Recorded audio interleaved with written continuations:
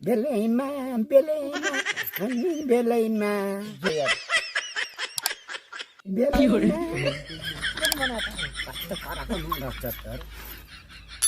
डोबीले जुन डोबीले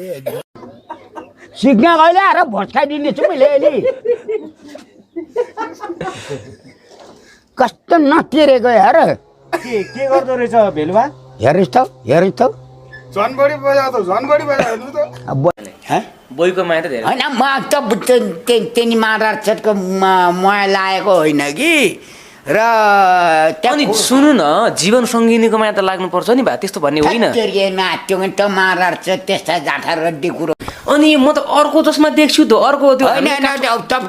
हजुरले दिएको चस्मा त हरायो के महाराष्ट्र तोरले यहाँ बिहामा आएको थिएँ त्यो खोले थियो त्यो खोले सिज कोले महाराष्ट्र तोरले चोरेछ कि ए चस्मा चोर्दियो चोर वो पूछना ये था कि ये साउथ वाली फिल्मों में बाप काला और बेटी गोरी कैसे हो जाती है। आमा अब तपाईले दुबईवाला बुहारीको नाता नतिन खेलाउने रहर छ भन्थ्यो हिजो अस्तिको दिनदेखि पेट दुख्यो भन्दै थियो बुहारीले मैले सोचेँ साँझ बिहान परेछ बुहारीलाई भनेर हतार हस्पिटल लिएर गएको